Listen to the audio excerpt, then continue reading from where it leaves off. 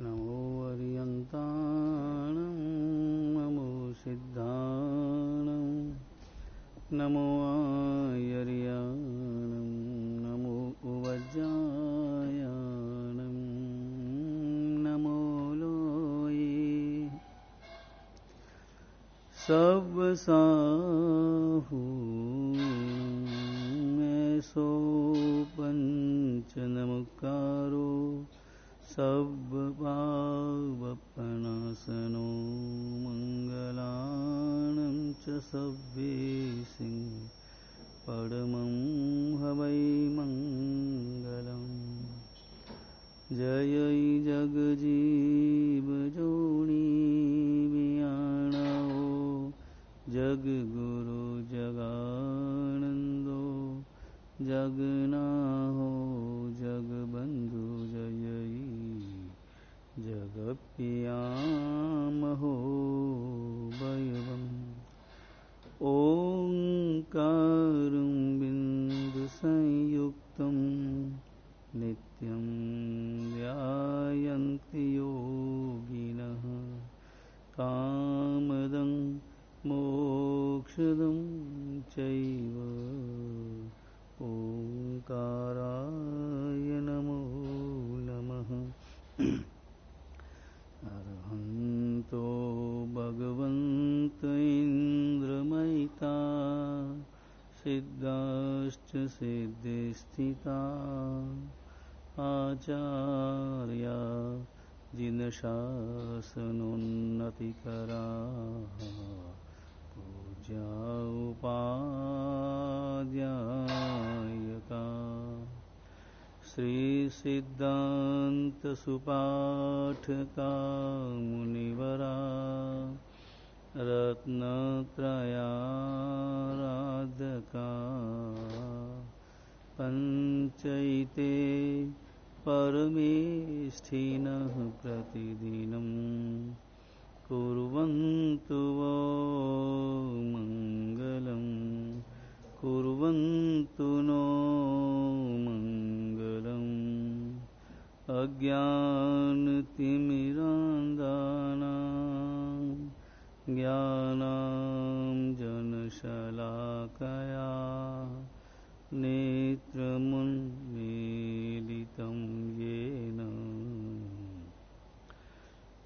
तस्मै श्रीगुरुवे नमः। तस्मै सद्गुरुवे नमः।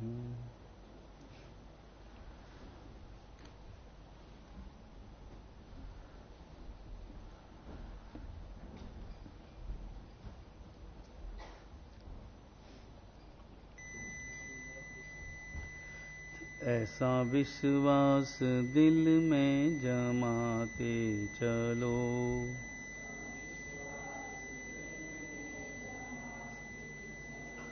सिद्ध अरिहंत को मन में रमाते चलो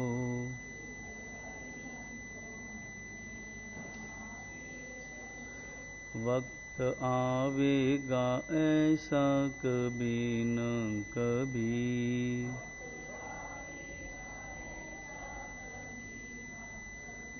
सिद्धि पाएंगे हम भी कभी न कभी।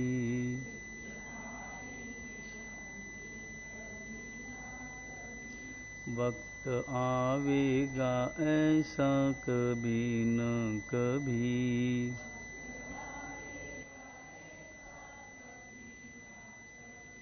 संयम पाएंगे हम भी कभी न कभी।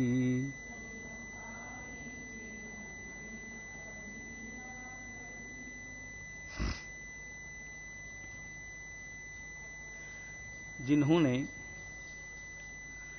अपने प्रबल पुरुषार्थ के द्वारा मोक्ष धाम को उपलब्ध कर लिया उन सभी अनंत अनंत सिद्ध आत्माओं के परम पावन सी चरणों में हमारी वंदना।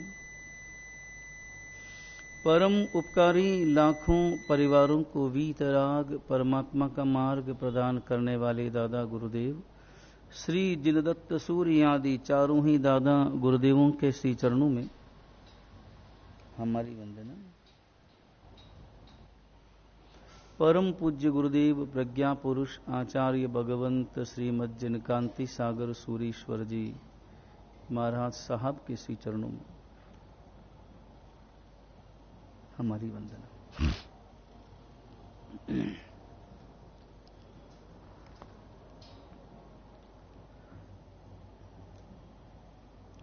वीतराग परमात्मा श्रमण भगवंत महावीर प्रभु की देशना के आधार पर हमें अपने जीवन का निर्माण करना है, जीवन जीने की कला सीखनी है।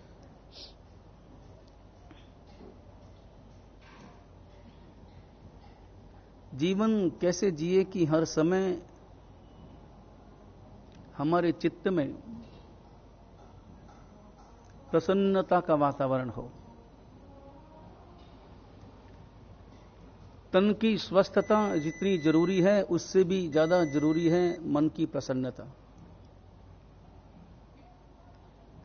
हालांकि चित्त में अस्वस्थता हो तो मन की प्रसन्नता बरकरार रखना बड़ा मुश्किल काम होता है। लेकिन जिस व्यक्ति ने साधना के द्वारा, अपनी समझ के द्वारा, आत्म समझ के द्वारा चित्त की प्रसन्नता को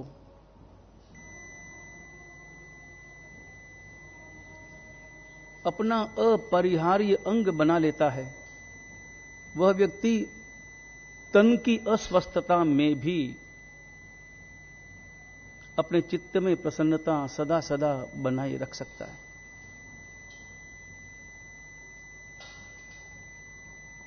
क्योंकि वह प्रतिबल अनुभव करता है, मुझे अपने मन को सहयोगी बनाना है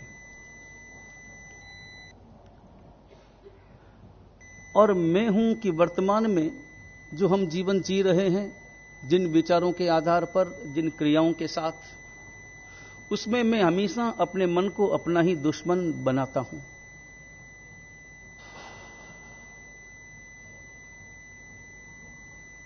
मन को मैं दुश्मन बनाकर जीता हूं और प्रसन्नता का अनुभव करता हूं। मन दुश्मन कैसे बनता है और मन मित्र कैसे बनता है? मन मेरा सहयोगी कैसे बने? यहां मेरे सहयोगी का अर्थ होता है मेरे भविष्य का सहयोगी, मेरी आत्मा का सहयोगी, मेरे हित का काम करने वाला, मेरे लिए जीने वाला।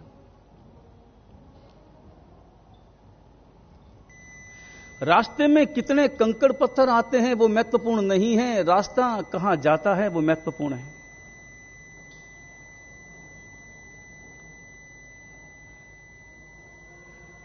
रास्ता कितना ही अच्छा हो, साफ सुथरा हो, चिकना हो, सुविधाओं से परिपूर्ण हो, साधनों की विपुलता हो, लेकिन वो रास्ता मुझे मेरी मंजिल की ओर नहीं ले जाता तो वो रास्ता मेरे काम का नहीं है, वह रास्ता चलने योग्य नहीं है। रास्ता वही चलने योग्य है जो मुझे मेरी मंजिल की दिशा में ले जाए। और ध्यान रहे, रास्ता महत्वपूर्ण नहीं है, महत्वपूर्ण मंजिल है। रास्ता तब महत्वपूर्ण हो जाता है जब वो रास्ता मंजिल की दिशा की ओर लेके जाए। हालांकि रास्ता जरूरी है, क्योंकि बिना रास्ते तो मंजिल मिलेगी नहीं। रास्ता आवश्यक है, मगर सबसे पहले मुझे अपनी मंजिल का निर्णय करना है और तब मुझे रास्ते का निर्णय करना है। और जब मैं रास्ते का निर्णय करता हूं तब मैं अपने मन में केवल और केवल मंजिल को अपने ध्यान में रखता हूं। मैं रास्ते के चुनाव में बहुत ज्यादा नहीं उलझता, मैं केवल और केवल मंदिर लक्षी, मंजिल लक्षी रास्ता खोजता हूं। वो रास्ता मेरे लिए उपकारी है, हितकारी है, लाभदायक है। जो रास्ता भले थोड़ा खड्डों से भरा हो, रास्ता उबड़ खाबड़ हो, मैं कैसे भी पार कर लूंगा, इतनी शक्ति और इतनी क्षमता तो मुझ में है।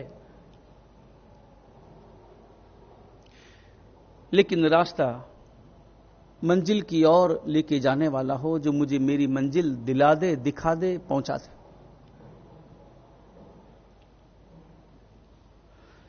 सच तो यह है कि मैंने अभी तक अपनी मंजिल का निर्णय नहीं किया है, तो फिर मैं कैसे अपने मन को सहयोगी बनाऊं, कैसे मैं अपने मन को मित्र बनाऊं?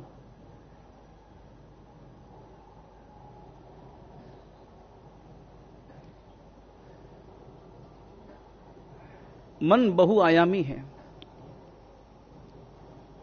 हमारे पास बहुत सारे मन हैं, बहुत सारे मन हैं, लेकिन सारे मनों को अगर दो भागों में बांटना हो तो दो विभाग किए जा सकते हैं, एक अच्छा मन, एक बुरा मन।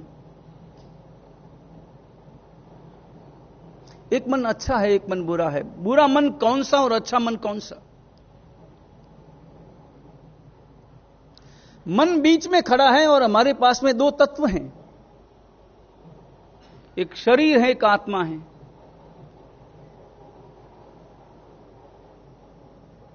मन बीच में इधर उधर भटकने का, घूमने का और भटकाने और घुमाने का काम करता है।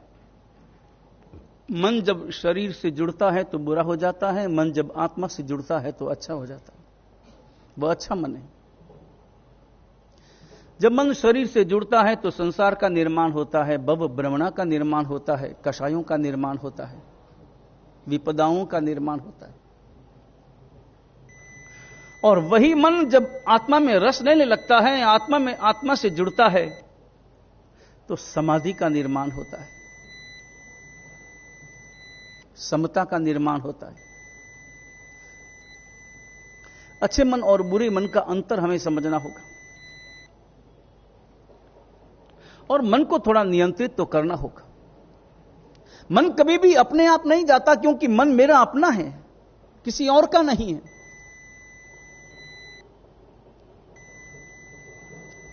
और जब मन की दृष्टि बदल जाती है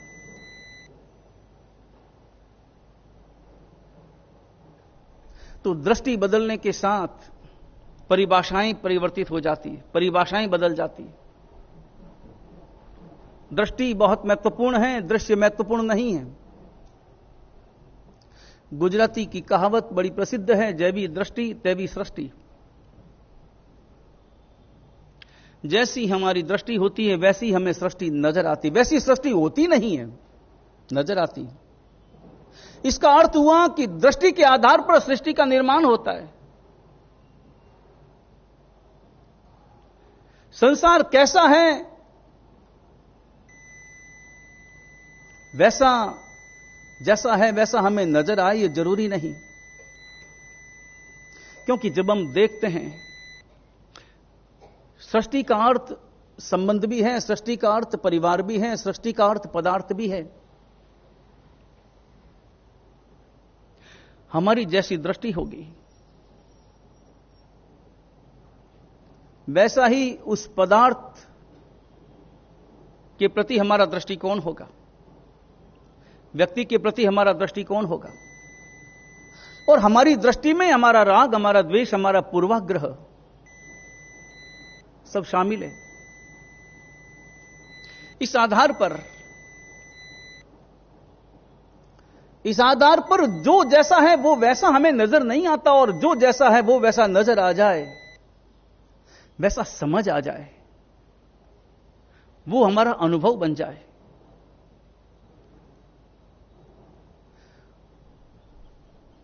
तो धर्म के क्षेत्र में हमारा अतिशीघ्र प्रवेश हो जाए। वही तो सम्यक दर्शन है। जड़ को जड़ समझ लेना, चेतन को चेतन समझ लेना, और इसमें जो मेरा है वो मेरा समझना, जो तेरा है वो तेरा समझना। जो स्व है वो स्व समझे, जो पर है वो पर के रूप में मैं समझ जाऊं।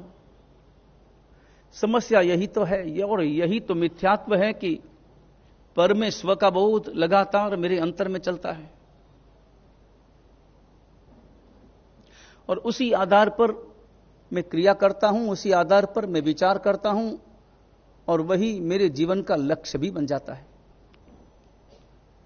इस दृष्टि को बदलना होगा, अपने मन को बदलना होगा, मन को आत्मा से जोड़ना होगा। आत्महित जब मेरे भीतर पैदा हो,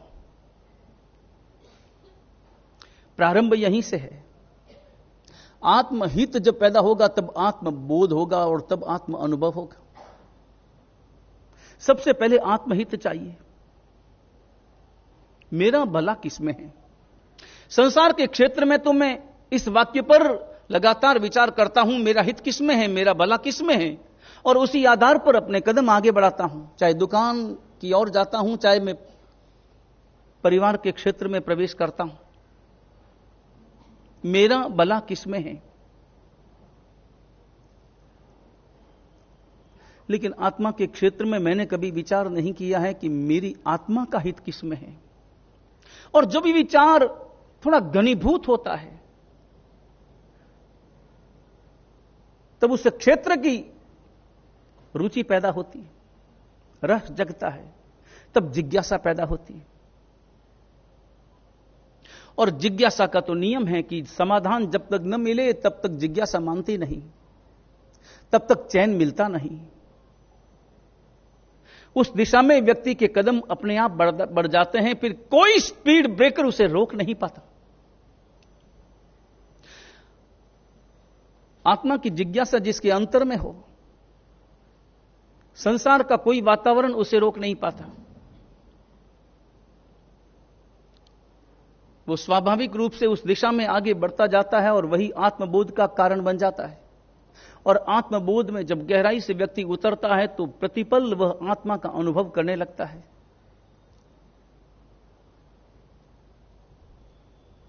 मन की दृष्टि को बदलना होगा। और दृष्टि जब बदल जाती है तो संसार के हर क्षेत्र में, चाहे सुख का क्षेत्र हो चाहे दुख का क्षेत्र हो,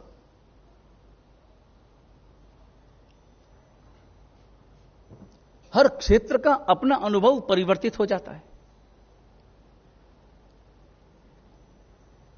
फिर वो अपने अंतर में यह समझने लगता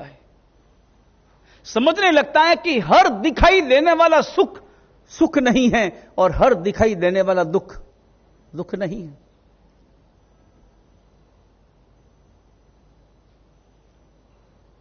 सुख दुख की परिभाषा बदल जाती है, और जब बदल जाती है परिभाषा, तब सुख में भी उसके चेहरे पर दुख नजर आता है और दुख में भी उसके चेहरे पर सुख नजर आता है।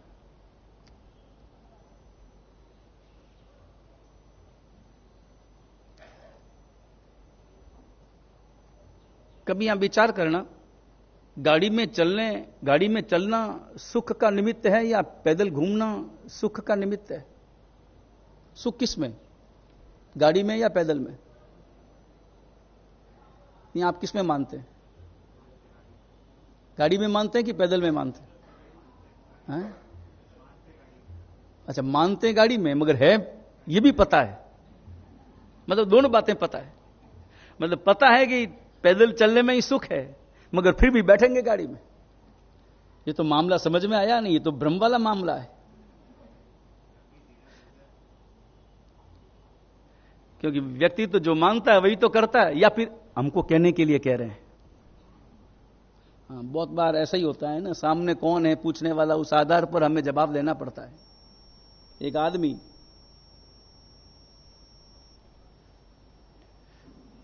उम्र होगी उसकी 25-27 साल की, 25 साल की, एक थैली लेकर उपाश्रय में आया। उपाश्रय में आया तो महाराज साहब ने पूछा, कैसे हो भाई, थैली हाथ में है, कहां जा रहे हो या कहां से आए हो? दोनों में से एक काम। थैली हाथ में है इसका मतलब या तो कहीं जा रहे हो और या फिर कहीं से आए हो।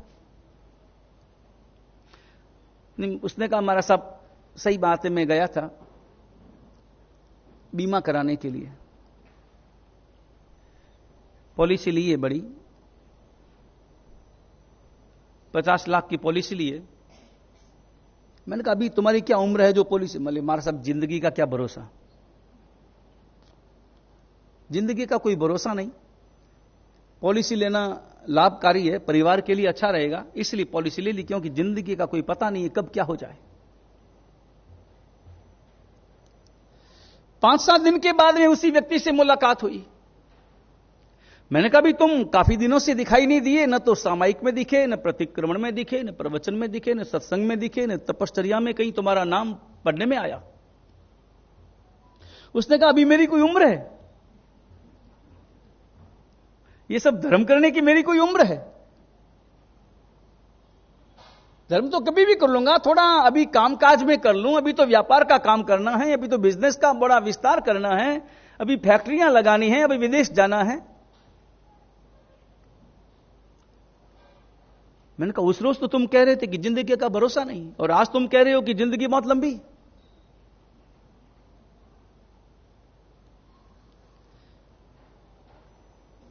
दोनों बातें, किस अर्थ में क्या बोलना है, कब कहां क्या बोलना है। कभी आपने अनुभव किया, जिन्होंने संयम लिया है, साधु बने हैं, आपकी दृष्टि से उन्होंने सुख का त्याग किया या नहीं? संसार के सुखों का तो त्याग किया ना, जिन्होंने दीक्षा ली, संयम लिया। संसार के सारे सुखों का त्याग किया कि नहीं किया? संसार के सारे सुखों का त्याग किया, और आपकी नजर में दुख झेले कि नहीं? उन्होंने दुख को स्वीकार किया कि नहीं किया? पैदल चलना है, केस लूच कराना है, अभी पोजीशन आ रहे हैं, पोजीशन से पहले पहले ये जितने भी काले धोले बाल नजर आ रहे हैं सब उतर जाएंगे, और लुंचन होगा, हाथों से निकाले जाएंगे, नहीं केवल माथे के बल्कि दाढ़ी और मूंछ के भी। दुख झेला कि नहीं? दुख को स्वीकार किया कि नहीं किया? जिन्होंने भी दीक्षा ली,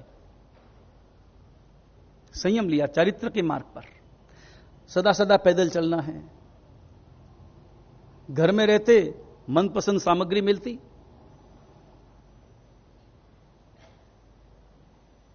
संयम में जो मिला सो लेना है, जो मिला जैसा मिला सो लेना है।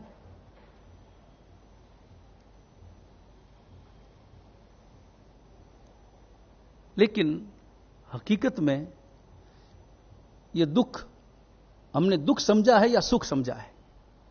क्या समझा है?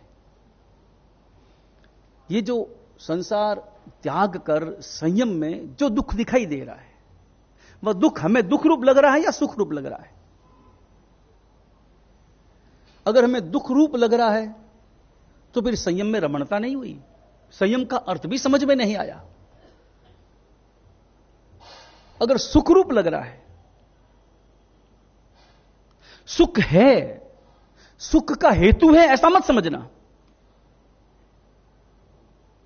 क्योंकि सुख का हेतु अगर मैंने इसे कह दिया, और यहां सुख का शब्द केवल बाहरी है, अगर बाहरी सुख का हेतु इसे समझ लिया तो फिर तो यह संयम भी संसार का ही निमित्त बन गया। हकीकत में यह सुख है, और यह आंतरिक सुख का हेतु भी है, और आंतरिक सुख का परिणाम भी।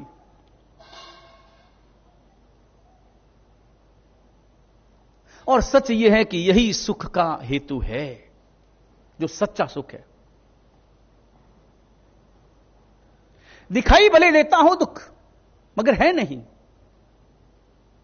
और तभी तो अगर मैं प्रश्न करूं कि ज्यादा सुखी आप या ज्यादा सुखी हम, कौन?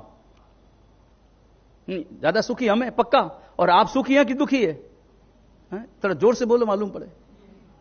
पक्का है ना? दुखी है ना? आप दुखी है? अपने बेटे पोते को दुखी बनाना चाहते हैं कि सुखी? नहीं, क्या बनाना चाहते हैं? नहीं, उनको आप तो मालूम पड़ गया ना कि हम दुखी हैं, आपको तो पता चल गया कि हम दुखी हैं और आप सुखी हैं, आपको ऐसा अनुभव हो गया, बोध हो गया, आप सुखी हैं। तो आप अपनी संतान को सुख के मार्ग पर भेजना चाहते हैं कि दुख के मार्ग पर? नहीं, किस मार्ग पर भेजना चाहते हैं? सुख के मार्ग पर भेजना है तो सुख का मार्ग वो है कि ये है? कौन कौन भेजना चाह रहे हैं जरा बता देना, ताकि उनके घरों में पहुंच जाएं। दृष्टि बदलनी होगी।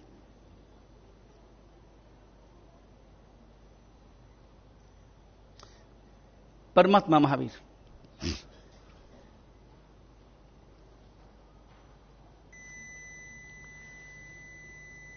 घटना हम सब जानते हैं, शायद मैंने पहले कहा भी हो, हमेशा कल्पसूत्र में सुनते हैं।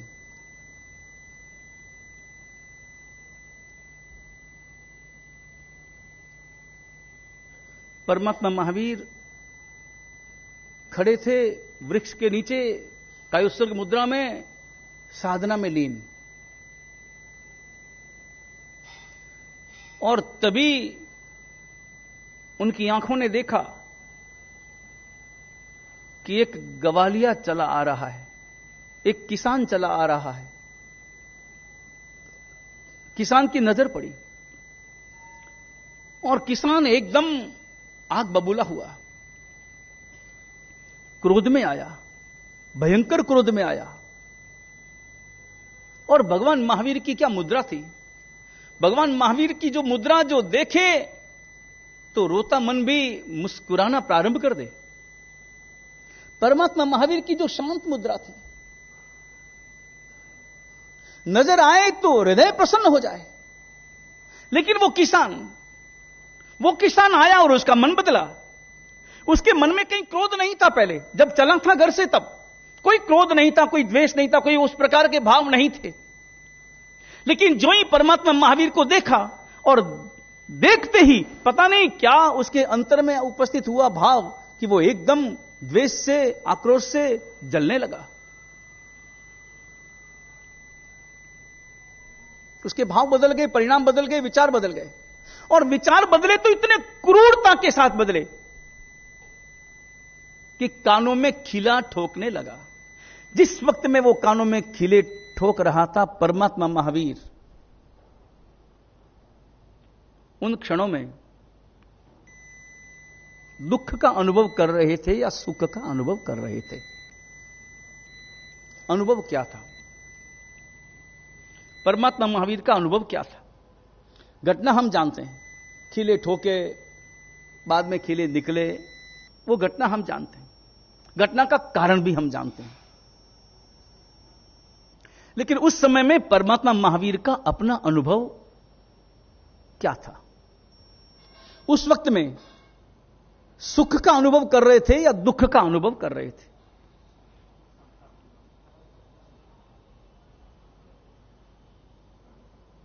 खाली समता काम की नहीं। खाली समता तो बहुत से लोग रख लेते हैं और उनकी समता के और भी कई कारण होते हैं, बहुत से कारण होते हैं।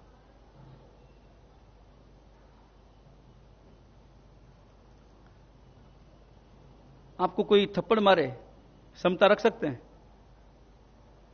कोई थप्पड़ मारे समता रख सकते हैं? लेकिन सामने वाला कोई बड़ा पहलवान हो,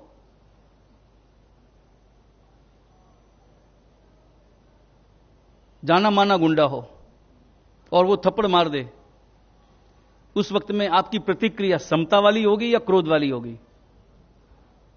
क्या होगी? आपकी प्रतिक्रिया क्या होगी? क्रोध वाली होगी कि समता वाली होगी? समता वाली जो रखनी पड़ेगी, रखनी पड़ेगी, क्योंकि क्रोध किया तो पता नहीं और कितने मिलेंगे और कितनी थप्पड़े मिलेंगे। और उस वक्त में ज्यादा होशियार आदमी हो तो यही कहेगा कि अरे आपने थप्पड़ मारी, मैं तो एकदम से जबरदस्त बहुत भाग्यशाली हूं जो आपकी थप्पड़ मुझे मिली। मेरा प्रश्न तो यह है कि मेरे ये गाल बड़े कठोर है और आपका हाथ बड़ा सुकोमल है, कहीं हाथ को चोट तो नहीं आई? मगर वो समता समता है।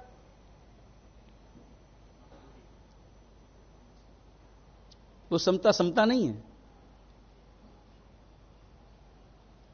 और उस वक्त में उसके मन को पूछो कि ऊपर से जो इस प्रकार की भाषा बोल रहा है वो मन में क्या चल रहा है उन क्षणों में?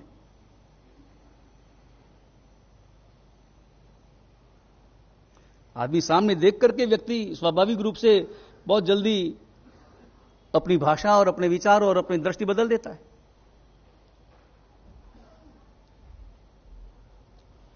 परमात्मा महावीर के मन में उन क्षणों में क्या अनुभव हो रहा था? सुख का अनुभव या दुख का अनुभव? क्या अनुभव था? सच तो यह है कि परमात्मा महावीर प्रतीक्षा कर रहे थे।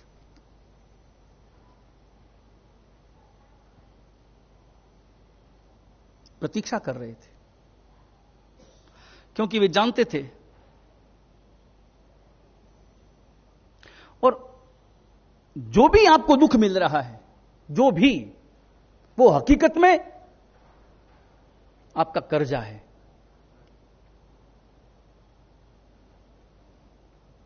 कर्ज लेते समय हम सावधान रहते नहीं, चुकाते समय रोते हैं।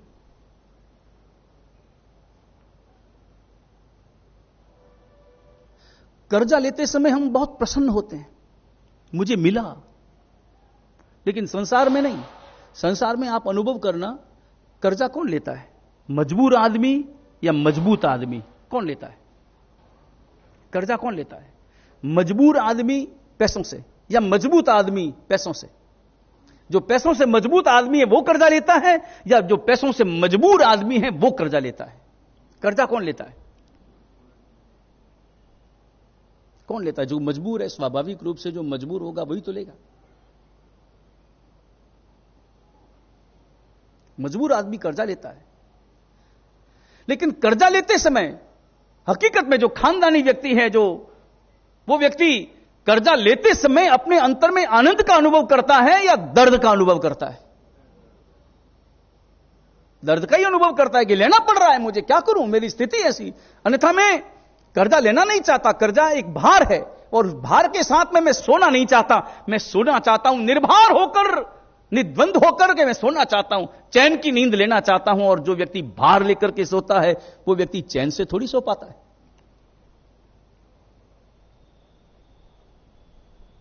इसलिए हमेशा शाम के समय में, रात के समय में जब आप बिस्तर पे जाएं, जब आप सोने के लिए जाएं, तब हमेशा अपना सारा वजन उतार करके जाएं। और वजन केवल वस्तुओं का नहीं है, वजन केवल चश्मे, अंगूठी, चैन का नहीं है। वजन है अपने विचारों का, वजन है अपने पापों का। पापों का वजन उतार करके सोना चाहिए। और पापों का वजन उतारने के लिए ही तो प्रतिक्रमण है। पापों का वजन उतारने के लिए ही तो मिच्छामि दुक्कडम है। एक मिच्छामि दुक्कडम आपके सारे पापों को हल्का कर देता है। यह मिच्छामि दुक्कडम सामान्य शब्द नहीं है, और इस शब्द की तुलना अन्य किसी भी भाषा के किसी भी शब्द से नहीं की जा सकती। सॉरी शब्द बहुत फीका है इसके आगे।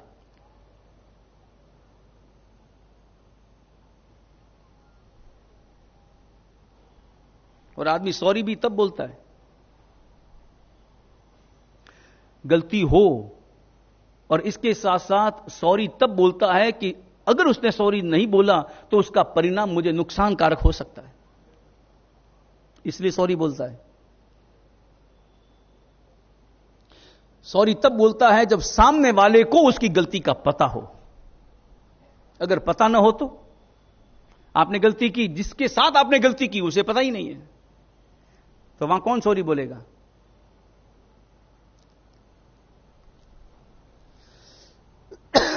सॉरी में सामने वाले को गलती का अनुभव होना जरूरी है, और मिच्छामि दुक्कडम में खुद को खुद की गलती का एहसास होना जरूरी है। यह अंतर बड़ा महत्वपूर्ण है। सॉरी केवल लिपापोती है, मिच्छामि दुक्कडम अंतर की सफाई है। कर्जा लेकर के कौन व्यक्ति अपने अंतर में प्रसन्नता का अनुभव करता है? संसार के क्षेत्र में। और संसार के क्षेत्र में कर्जा लेते समय प्रसन्न ज्यादा या कर्जा चुकाते समय प्रसन्न ज्यादा? व्यक्ति प्रसन्न कब होता है? कर्जा लेते समय या कर्जा चुकाते समय?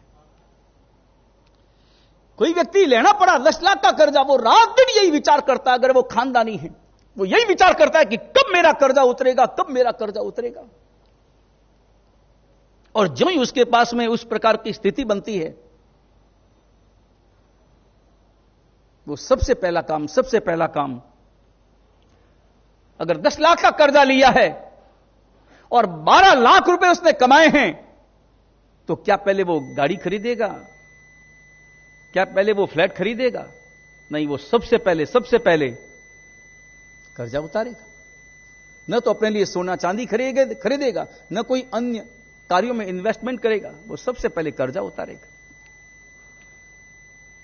कर्जा उतारते समय प्रसन्नता का अनुभव है या पीड़ा का अनुभव है? पैसे जा रहे हैं ना, हमेशा संसार में पैसे आते हैं तब व्यक्ति राजी होता है या पैसे जाते हैं तब व्यक्ति राजी होता है? राजी कब होता है? आप लोगों का ही अनुभव है। आते हैं तभी राजी होता है ना, जाते हैं तब तो 3 बार गिन करके रगड़ रगड़ के घिस के देते हैं, देना पड़ रहा है, कहीं एक नोट ज्यादा न चला जाए। लेकिन जब कर्जा चुकाता है आदमी तो देते समय भी मन में प्रसन्नता का अनुभव करता है। संसार का क्षेत्र अलग है, लेकिन अध्यात्म का क्षेत्र और अलग है। संसार के क्षेत्र में हो सकता है कि कर्जा आप लो और आपका बेटा चुकाए, मगर अध्यात्म का कर्जा, कर्मों का कर्जा तो खुद को ही चुकाना होता है,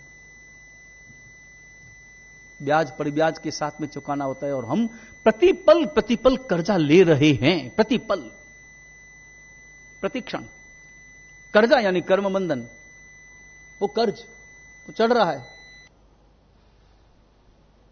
और ये कर्जा बिना ब्याज के, कोई बैंक ऐसी नहीं है, दुनिया की बैंक हो सकती है जो आपका कर्जा माफ भी कर दे, गवर्नमेंट बदले और वोटिंग के लिए कर्जा माफ कर दे, एक साथ घोषणाएं ऐसी अखबारों में पढ़ते हैं। बैंक कर्जा माफ कर सकती है, आप लोग व्यापारी लोग कर्जा माफ कर सकते हैं, ब्याज माफ कर सकते हैं, मूल आ जाए तो ही बहुत अच्छी बात है। लेकिन यहां तो न कोई ब्याज माफ होता है, कर्जा माफ होने का सवाल ही पैदा नहीं होता। लेकिन कर्जा लेते समय भाव क्या है? जो व्यक्ति प्रसन्नता के साथ में कर्जा लेता है, उसका ब्याज ब्याज पर ब्याज, लड़ ब्याज, चक्रवृद्धि ब्याज, ब्याज पर ब्याज चढ़ता ही जाता है। और जो व्यक्ति पीड़ा के साथ में कर्जा लेता है, उसका ब्याज कम होता है, उसका कर्जा भी कभी कभी कम हो जाता है। वंदितु सूत्र की गाथा है, अपोसी हुई बंधु जैन न निदम दसम कुणई। जिन्हें वंदितु आता है उन्होंने यह गाथा सीखी है, रटी है, बोली। अर्थ इसका समझना है, अपोसी हुई बंधो जैन न निदम दसम कुणई। अल्प कर्म का बंधन होता है यदि वो आसक्ति के साथ में आसक्तिपूर्वक क्रिया नहीं करता। अगर आसक्ति नहीं है तो अल्प कर्म का बंधन है।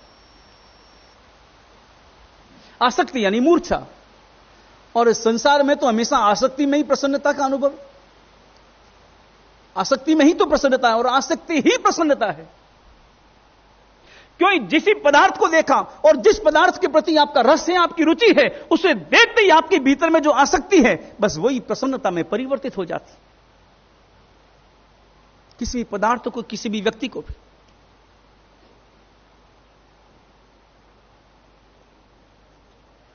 कर्जा लेते समय आसक्ति नहीं चाहिए, कर्जा लेते समय सावधानी चाहिए।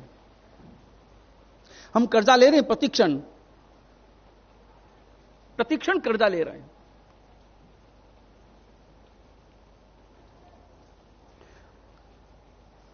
झूठ बोलते हैं, कर्जा लिया, थोड़ी सी हिंसा हुई, कर्जा लिया, कोई भी पाप किया, कर्जा लिया, आसक्ति रखी, कर्जा लिया। प्रतिपल कर्जा हम ले रहे हैं। कर्जा लेते समय सावधान, मजबूरी का एहसास करो।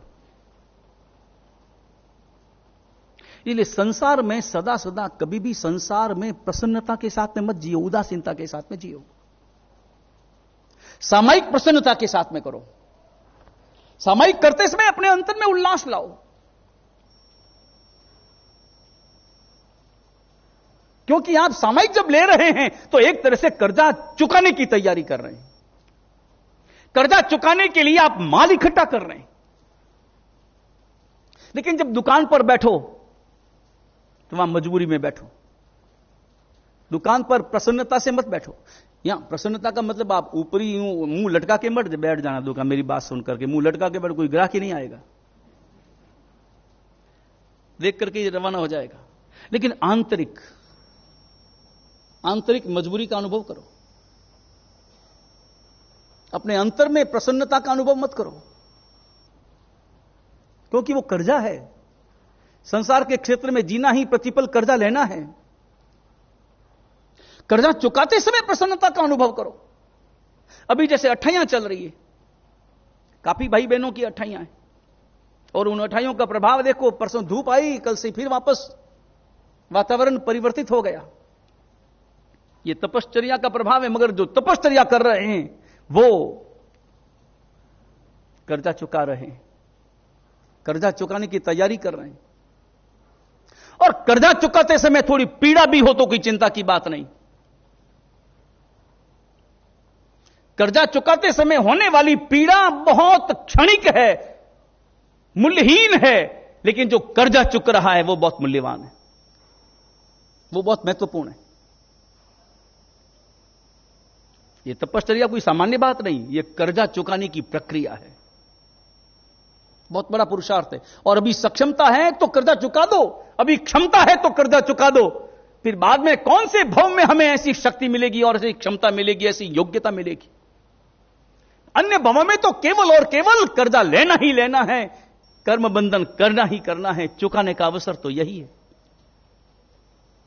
जो शक्ति है आपके पास में, जिस प्रकार की शक्ति, तन से मन से धन से कर्जा चुकाने की तैयारी करो।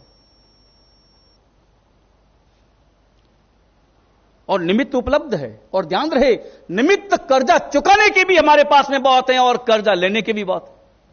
निमित्त तो प्रतिपल मिलते हैं, मगर हम कौन से निमित्तों को ज्यादा पसंद करते हैं, कर्जा लेने वाले या कर्जा चुकाने वाले? कौन से निमित्तों को ज्यादा हम उन निमित्तों का सम्मान करते हैं? कौन से निमित्तों का करते हैं? जिसमें कर्जा हमें लेना पड़े, उन निमित्तों को तुरंत स्वीकार करते हैं। और यही तो दृष्टि बदलनी है, मन बदलना है, अच्छा मन बुरा मन। अपने मन को अच्छा बनाना है। और दोनों में द्वंद्व तो है, दोनों में लड़ाई है, अच्छे मन और बुरे मन दोनों में लड़ाई है। कोई भी आप कार्य करेंगे, धर्म कार्य में जब भी आप प्रवेश करेंगे तो दोनों में लड़ाई होगी। कहीं दान देने की बात आएगी तब भी लड़ाई होगी, तप करने की बात आएगी तब भी लड़ाई होगी, धर्म क्रिया करने की बात आएगी तब भी लड़ाई होगी। अच्छे मन और बुरे मन दोनों में, आपके भीतर ही भीतर। और इसका अनुभव हर व्यक्ति करता है अपने जीवन में। अच्छा मन कहता है तपस्या कर ले, बुरा मन कहता है माथा दुखता है, पेट दुखता है, रहने दो, भूख लगती है, रहने दो। बुरा मन हमेशा इंकार करेगा, अच्छा मन कहेगा कि कर ले, थोड़ा दुखता है तो क्या फर्क पड़ गया।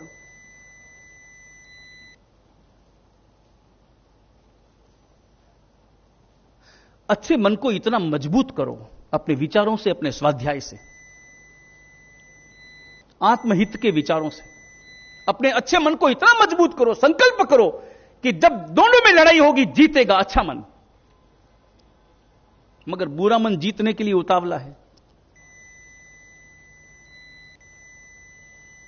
बुरा मन बहुत जल्दी जीतता है। संसार के क्षेत्र में जो काम करना है, अच्छा मन कहे रहने दो तो बुरा मन कहता है करो, करने के लिए आदमी आगे बढ़ जाता है। बुरा मन बहुत जल्दी जीतता है। अच्छे मन को मजबूत करना होगा, और तभी तो दृष्टि बदलेगी।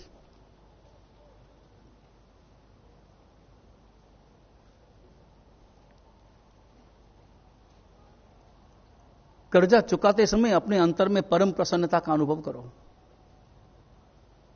परमात्मा महावीर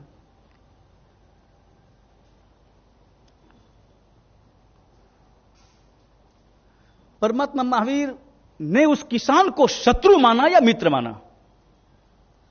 दो प्रश्न हैं। परमात्मा महावीर ने उस किसान को, जिस किसान ने उनके कानों में खीले ठोके, उस किसान को शत्रु माना या मित्र माना? पहला प्रश्न। और दूसरा प्रश्न, उनके अंतर में उन क्षणों में सुख का अनुभव या दुख का अनुभव? यह घटना बहुत हमें प्रेरणा देती है। प्रेरणा लेने वाला चाहिए। बाकी प्रेरक तो यहां पर क्या क्या नहीं है, निमित्त यहां पर बहुत उपलब्ध है। सूरज भी निमित्त बन जाता है, बगीचे में खिला फूल भी निमित्त बनता है। बगीचे में कभी आप घूमने गए हों और आपने देखा हो एक तरोताजा फूल, मगर थोड़ी देर के बाद में वो मुरझा जाता है। फूल प्रेरणा देता है कि जीवन भी तो ऐसा ही है, खिला खिला, कब मुरझा जाएगा पता नहीं है। वो खिला खिला फूल अपने हृदय में भले अहंकार कर ले, वो नीचे गिरे हुए और पैरों तले रौंदे गए किसी फूल को देखकर अपने हृदय में अहंकार करे कि क्या है तेरी दशा, मुझे देख, मुझे देख, मैं पौधे पर हूं, मैं आकाश में उड़ा जा रहा हूं, मैं खिला खिला हूं, मैं सुगंध बांट रहा हूं, लोग मुझे देखते हैं, लोग देख करके प्रसन्न होते हैं और लोग मेरी सुगंध को प्राप्त करके अपने अंतर में आनंद का अनुभव करते हैं। मुझे देख, क्या मेरा जीवन है और क्या तेरा जीवन है? नीचे गिरा है, रौंदा जा रहा है, टुकड़े टुकड़े हो रहा है। और तब वो नीचे गिरा फूल भी कहता है, चिंता मत कर, अहंकार मत कर, आखिर तेरी दशा भी कुछ पलों कुछ घंटों के बाद में तेरी दशा भी मेरे जैसी ही तो होनी। किस बात का हम अहंकार करते हैं? मुझे भी तो आखिर उसी मिट्टी में समा जाना है। केवल वर्तमान को देखकर अपने अहंकार का अनुभव मत करो, उसके साथ उसका भविष्य भी देखो। निमित्त मिलते हैं प्रेरणा के लिए, मगर लेने की दृष्टि चाहिए।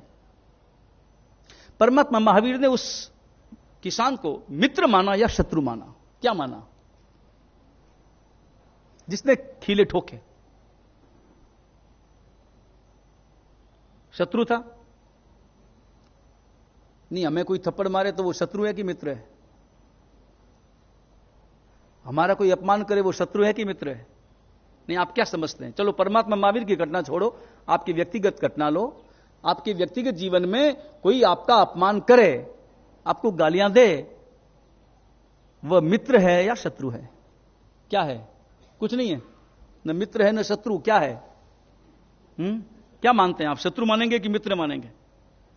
और शत्रु और मित्र का सीधी परिभाषा यही है कि अगर आपने उसे देखकर या उसकी इस प्रक्रिया को देखकर आपके हृदय में कषाय पैदा हुआ है तो शत्रु है, आपके हृदय में प्रसन्नता पैदा हुई तो मित्र है। क्या पैदा हुआ आपके अंतर में, प्रसन्नता या कषाय? कषाय पैदा हुआ या प्रसन्नता? कषाय पैदा हुआ तो वो शत्रु हुआ ना। नहीं, आप शत्रुता प्रकट करें कि नहीं करें वो अलग बात, क्योंकि किसके सामने क्या प्रकट करना वो तो वापस देखना पड़ेगा कि सामने वाला क्या आदमी है, कौन है, कैसा है। उसे शत्रु मानेंगे या मित्र मानेंगे? क्या मानेंगे? शत्रु ही मानेंगे ना।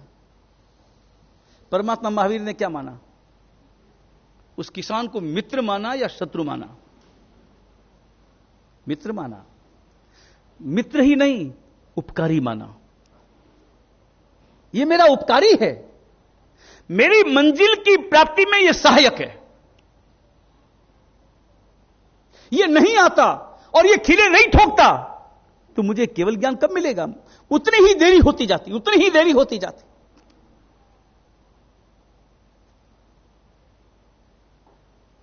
परमात्मा महावीर प्रसन्न थे क्योंकि कर्जा चुका रहे थे।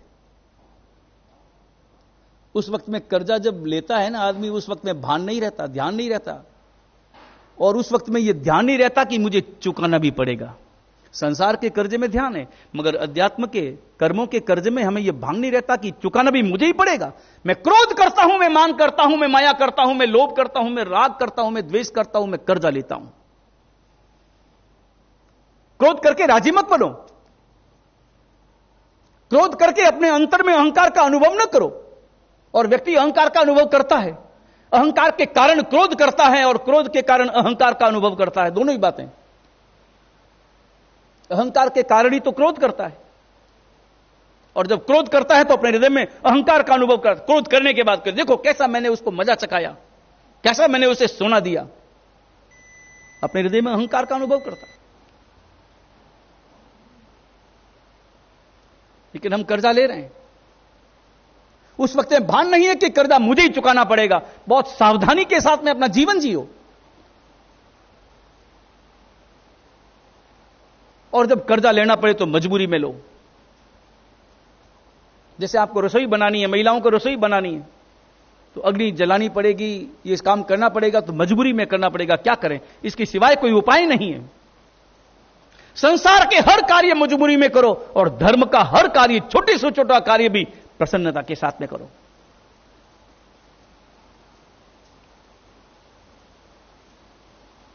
परमात्मा महावीर ने उस किसान को अपना उपकारी माना। वो उपकारी है, मेरा कर्जा चुकाने में वो सहायक हो रहा है। और आपके जीवन में भी जो दुख दे रहा है उसे उपकारी मानो, आपकी दृष्टि बदल जाएगी। यह अच्छा मन, अच्छे मन की व्याख्या है। जो दुख पहुंचा रहा है उसे उपकारी मानो। हम क्या करते हैं, जो सुख देता है उसे ही उपकारी मानते हैं, या जो दुख देता है उसे? उपकारी कौन, सुख देने वाला या दुख देने वाला? मित्र कौन, सुख देने वाला या दुख देने वाला? दृष्टि बदलो। सुख देने वाला जितना उपकारी है उससे भी ज्यादा उपकारी दुख देने वाला है। सुख देने वाला मेरा मित्र है तो दुख देने वाला मेरा परम मित्र है। उसके प्रति अपनी दृष्टि बदलो। जो सम्मान कर रहा है उसका तो सम्मान करो ही, जो अपमान कर रहा है उसका भी सम्मान करो, और उसका ज्यादा सम्मान करो।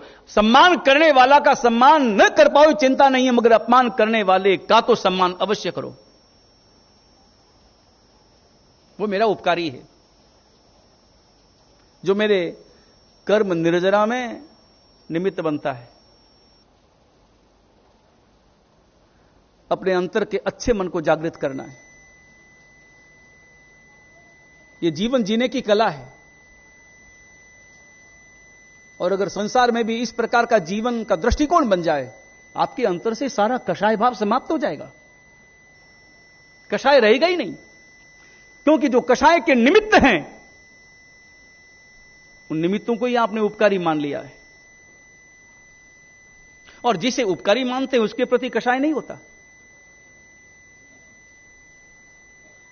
उपकारी के प्रति तो कृतज्ञता का भाव होता है, बहुमान का भाव होता है। तो जो कषाय का निमित्त बनता है वो भी आपका उपकारी हो गया। उसके प्रति भी अपने अंतर में कृतज्ञता का अनुभव करो। फिर देखो आपका जीवन कितना शांत हो जाता है। और फिर सुबह उठते हैं तो कितने ताजगी के साथ, और रात जब सोने जाते हैं तो कितना निर्भर होकर। मिच्छामि दुक्कडम अपने अंतर में लाओ, और मिच्छामि दुक्कडम के साथ अंतर से मिच्छामि दुक्कडम देकर सारा भार उतार दो, और भार उतार कर एकदम हल्केपन का अनुभव करो। तो जीवन में जो शांति और जो समाधि प्राप्त होगी, वो शांति समाधि का अंतर में अनुभव करना है। वीतराग परमात्मा की आज्ञा विरुद्ध कुछ भी कहा गया हो, मिच्छामि दुक्कडम।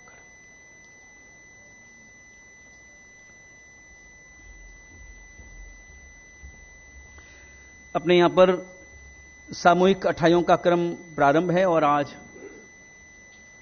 उनकी तपस्वियों के आज चौथा उपवास है। तेला पूरा हो गया, अब गाड़ी आगे बढ़ गई। अब कोई चिंता की बात नहीं है, क्योंकि अपने यहां पर हमेशा ये पूर्वज कहते आए हैं कि तेला होने के बाद में उनमें शासन देवता का वास हो जाता है। तेला करने के बाद में शरीर भी स्वीकार करने लगता है और मन भी स्वीकार करने लगता है। बस मन को थोड़ा मजबूत बनाना है।